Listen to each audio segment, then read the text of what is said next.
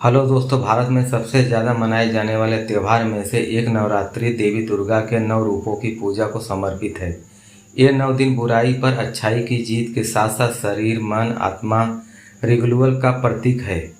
जहाँ नवरात्रि के पारंपरिक रूप से उपवास और भक्ति के समय के रूप से देखा जाता है, वहीं यह वेलनेस ट्रांसफॉर्मेशन के लिए पावरफुल फ्रेमवर्क के रूप में भी काम कर सकता है। प्रत्येक दिन के पीछे गहरे अर्थों के साथ जुड़कर आप एक पर्सनल वेलनेस जर्नी शुरू कर सकते हैं। आइए इस पर गहराई से विचार करते हैं कि नवरात्रि के प्रत्येक दिन आपके ट्रांसफॉर्मेशन के लिए कैसे। देवी शैलपुत्री माँ दुर्गा का पहला अवतार है। इनको पहाड़ों की बेटी भी कहा जाता है। शैल का अर्थ होता है पर्वत और पुत्री का मतलब होता है बेटी। माँ शैलपुत्री हमें अपनी जड़ों से जुड़ने रहना सिखाती हैं। जिस तरह एक पहाड़ ऊंचा और दृढ़ रहता है, उसी तरह वह लोगों को अपने विश्वासों और मूल्यों पर अखिट रहना सिखाती हैं। माँ शैलपुत्री मनुष्यों को अपनी आंतरिक शक्ति को पहचानने और उसका उपयोग करने, चुनौती का सामना करने के लिए बहुत मजबूत बनने का और विजय होने के लिए प्रेरित करती हैं।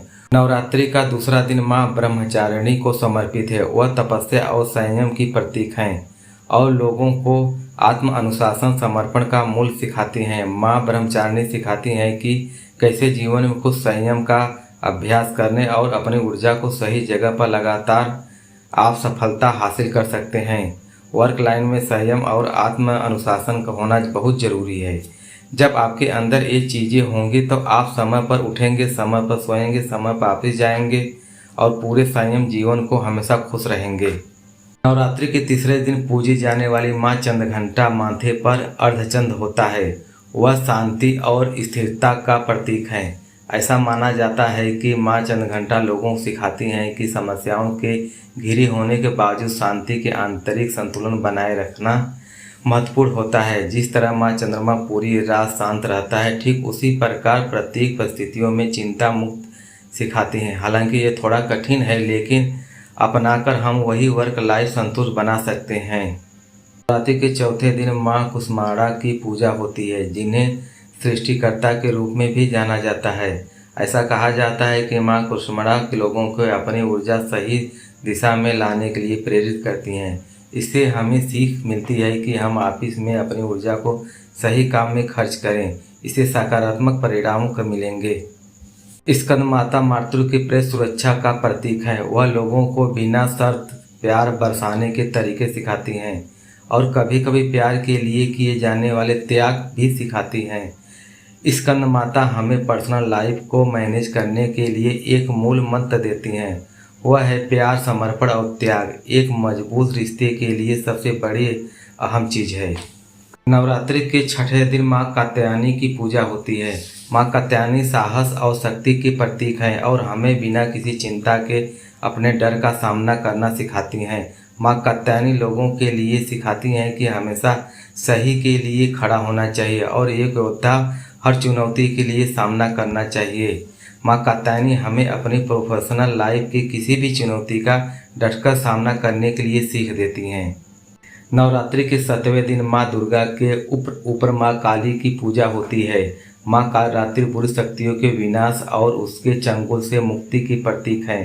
माँ कालरात्रि लोगों को 2 बातें सिखाती हैं। पहली यह कि चुनौती का सामना करने के लिए साहस और उग्रता दिखानी चाहिए और दूसरी बात यह आप शक्ति का त्याग कर देना चाहिए। इससे हमें अपने सीख मिलती है कि किसी भी काम के लिए साहस और साथ हिम्मत की ज़रूरत होती है। माता महागौरी पवित्र का प्रतीक माना जाता है। हम लोगों को आंतरिक शुद्धि और आत्मचिंतन का महत्व सिखाती हैं। इससे हमें यह सीख मिलती है कि ऑफिस में खुद परफॉर्मेंस का आकलन करते रहना चाहिए, साथ में किसी प्रतीक या देश भावना का नहीं रखनी चाहिए। माँ सिद्धिदात्री दिव्य ज्ञान और बुद्धि का प्रतीक है। वह लोगों को सही मार्ग पर चलना, हमेशा सत्य तलाश करना सिखाती हैं। माँ सिद्धिदात्री हमें सिखाती हैं कि झूठ कभी नहीं बोलना चाहिए। सत्य के मार्ग पर चलकर आप किसी भी लक्ष्य को हासिल कर सकते हैं। हरियाणा और जम्मू कश्मीर की 90 विधानसभा सीटों पर वोटिंग पूरी हो गई है। वोटों की गिनती 8 अक्टूबर को होगी।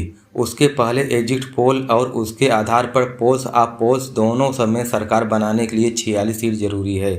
हरियाणा में भास्कर रिपोर्ट सर्वे के अलावा 12 सर्वे एजेंसियों ने एग्जिट पोल किए हैं। जम्मू कश्मीर में भी भास्कर रिपोर्ट के अलावा 9 एजेंसियों ने पोल किया है। इन सबको मिलाकर पोल ऑफ पोस्ट हिसाब लगाया गया है। पोल ऑफ पोस्ट के मुताबिक हरियाणा में 12 सर्वे के कांग्रेस की सरकार बनती दिख रही है। पार्टी को 56 सीटें मिलने का अनुमान है। भाजपा बहुमत में काफ़ी दूर 27 सीट पर सिमट सकती है।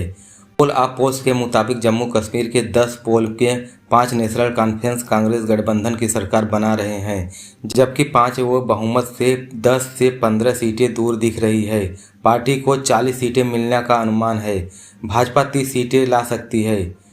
पीडीपी और अन्य 10-10 सीट पाएंगे।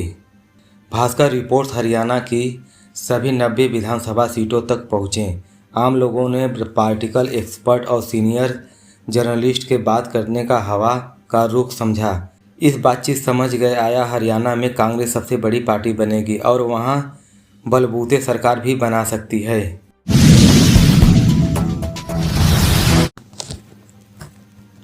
भारत के T20 कप्तान सूर्यकुमार यादव ने तेज गेंदबाज मयंक यादव को क्वाड का अहम प्लेयर बताया। बांग्लादेश के खिलाफ T20 से पहले सूर्यकुमार प्रेस कॉन्फ्रेंस में कहा कि मयंक एक्स फैक्टर मौजूद है, लेकिन उसका वर्कलोड मैनेज करना चुनौती है। दूसरी ओर टीम इंडिया के ऑलराउंडर शिवम दुबे पीठ में चोट के कारण भारत और बांग्लादेश के बीच 3 T20 सीरीज का पहला मुकाबला आज खेला जाएगा।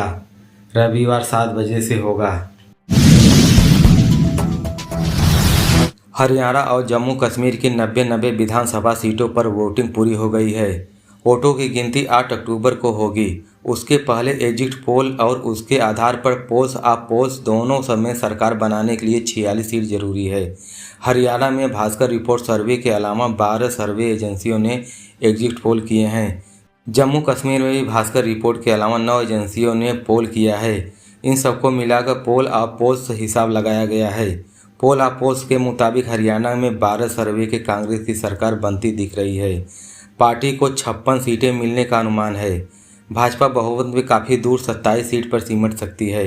पोल ऑफ पोस्ट के मुताबिक जम्मू कश्मीर के 10 पोल के 5 नेशनल कॉन्फ्रेंस कांग्रेस गठबंधन की सरकार बना रहे हैं, जबकि 5 वो बहुमत से 10 से 15 सीटें दूर दिख रही है। पार्टी को 40 सीटें मिलने का अनुमान है। भाजपा 30 सीटें ला सकती है। पीडीपी और अन्य 10-10 सीट पाएंगे। भास्कर रिपोर्ट्स हरियाणा की सभी 90 विधानसभा सीटों तक पहुँचे। आम लोगों ने पॉलिटिकल एक्सपर्ट और सीनियर जर्नलिस्ट के बात करने का हवा का रुख समझा। इस बातचीत समझ गए आया हरियाणा में कांग्रेस सबसे बड़ी पार्टी बनेगी और वहां बलबूते सरकार भी बना सकती है। दोस्तों, लाइक करने में, सब्सक्राइब करने में कंजूसी ना करो।